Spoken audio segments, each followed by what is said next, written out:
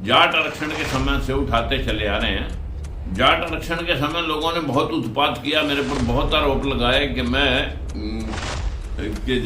जाति पाति को बढ़ावा दे रहा हूं और जाट आरक्षण का विरोध कर रहा हूं। साथियों, कोई एक शब्द किसी जाति के विरोध में अगर मेरा साबित कर दे तो मैं उससे 100 बार माफी मांगने के लिए तैयार हूं। बहुत जरूरी है कि हर जात को उसका हिस्सा मिलना चाहिए। इन 5 मुद्दों के लिए समर्थन हमने दिया था कि 100% आरक्षण हो, हर जात को उसका हिस्सा मिले, चाहे कोई ब्राह्मण बनिया ठाकुर है, चाहे कोई वाल्मीकि धानका और चाहे कोई गुजर यादव सैनी है।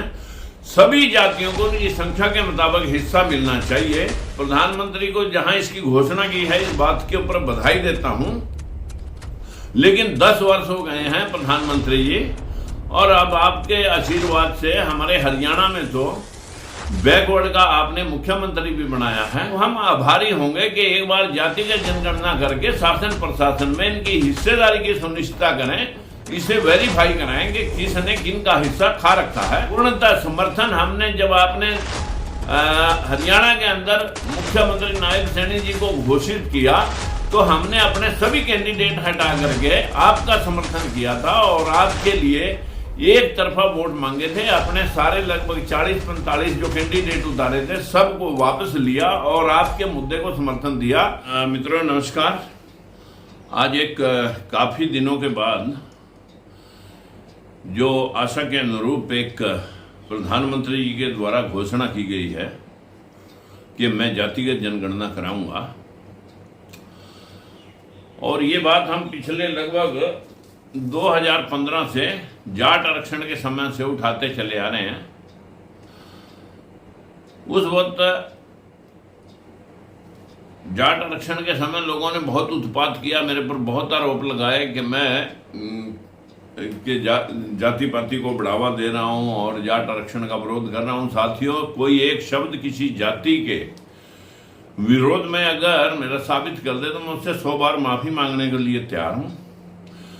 लेकिन हकीकत यह है कि मैंने उस दिन जब आरक्षण 2015 में स्टार्ट हुआ था और उस वक्त मैंने एक बात कही थी कि अगर शासक लोगों को भी आरक्षण की जरूरत पड़ गई तो अब जातिगत जनगणना करके 100% आरक्षण कर देना जनसंख्या अनुपात में इस देश के लिए अनिवार्य होगा, और ये बहुत जरूरी है कि हर जात को उसका हिस्सा मिलना चाहिए।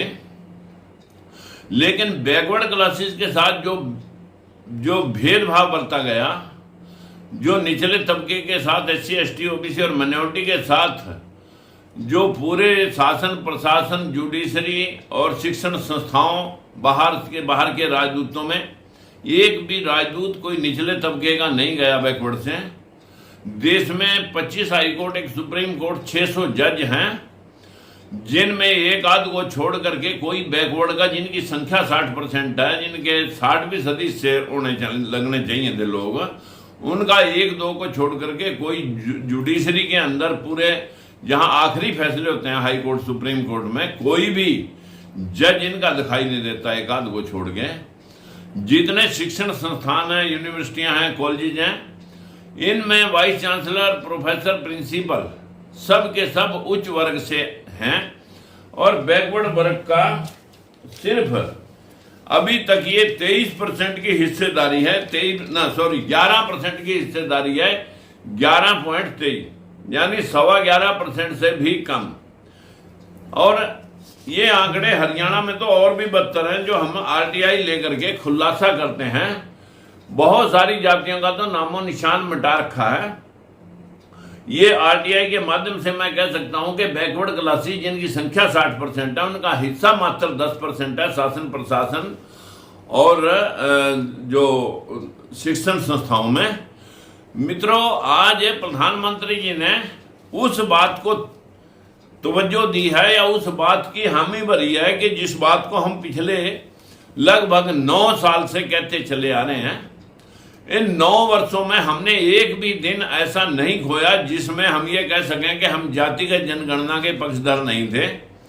104 पार्टियों का समर्थन लोकसभा चुनाव 2024 में राहुल गांधी और मल्लिकार्जुन खड़गे राष्ट्रीय अध्यक्ष के घर पर, उनके रेजिडेंस पर एक बड़ी मीटिंग हुई। 104 पार्टियों ने इन 5 मुद्दों के लिए समर्थन हमने दिया था कि 100% आरक्षण हो, हर जात को उसका हिस्सा मिले, चाहे कोई ब्राह्मण बनिया ठाकुर है, चाहे कोई वाल्मीकि धानक है और चाहे कोई गुज्जर यादव सैनी है, सभी जातियों को उनकी संख्या के मुताबिक हिस्सा मिलना चाहिए। इस बात को लेकर के भले पहले कांग्रेस ने इस बात के लिए कभी हामी ना भरी हो, लेकिन मजबूरनवश इस बैकवर्ड समाज को साधने के लिए राहुल गांधी ने भी कहा कि हम अपने घोषणा पत्र में उन्होंने इस मुद्दे को शामिल किया कि एक परिवार एक रोजगार है, 100% आरक्षण है, किसान मजदूर को जो इकट्ठे जोड़ करके मनरेगा स्कीम से और संविधान पूर्णता लागू हो। इन 5 बातों को लेकर के हम जो पिछले बहुत दिनों से संघर्षरत हैं, लेकिन आज मैं प्रधानमंत्री को जहां इसकी घोषणा की है इस बात के ऊपर बधाई देता हूं। लेकिन 10 वर्ष हो गए हैं प्रधानमंत्री जी, और अब आपके आशीर्वाद से हमारे हरियाणा में तो बैकवर्ड का आपने मुख्यमंत्री भी बनाया है। जब बैकवर्ड से आप दोनों आते हैं और बैकवर्ड के साथ ही 60% लोगों के साथ सिर्फ 10% का हिस्से का जो छलावा चल रहा है, ये पिछले 10 वर्षों में तो शायद आपने याद नहीं किया, लेकिन आज आपने याद किया है। हम आपके आभारी रहेंगे अगर आप वाकई तौर पर जातिगत जनगणना कर देते हैं। अन्यथा कहीं इसी प्रकार का छलावा तो ये बिहार इलेक्शन को देख करके नहीं है। जिस प्रकार से 2014-19 के लोकसभा चुनाव में गैस सिलेंडर सस्ता करेंगे, डीजल पेट्रोल 55 से 35 रुपए पर बिकेगा, 15-15 लाख रुपए विदेशी काले धन के आ जाएंगे, 2 करोड़ नौकरियां दे देंगे, 100 स्मार्ट सिटी बना देंगे। ये बहुत सारे वायदे जो आज जुमले बन चुके हैं, कहीं ये बात भी जुमला बन करके ना रह जाए। तो इसलिए अगर आप बैकवर्ड क्लास को साधने का पूरा प्रयास, और आप बैकवर्ड से हो और आप बैकवर्ड क्लासेस को साधने का पूरा प्रयास बीजेपी कर रही है, तो हम आभारी होंगे कि एक बार जातिगत जनगणना करके शासन प्रशासन में इनकी हिस्सेदारी की सुनिश्चितता करें, इसे वेरीफाई कराएं कि किसने किन का हिस्सा खा रखा है। ये हिंदू मुसलमान का मुद्दा नहीं है। जो हमारे हिस्से की पोस्टें हैं, चाहे वो किसी भी सेक्टर में हैं, हमारे हिस्से की कोई भी नौकरी या कोई भी रोजगार या कोई भी पद मुसलमानों के पास नहीं है। कम से कम जो भी है वो उच्च वर्ग के पास है।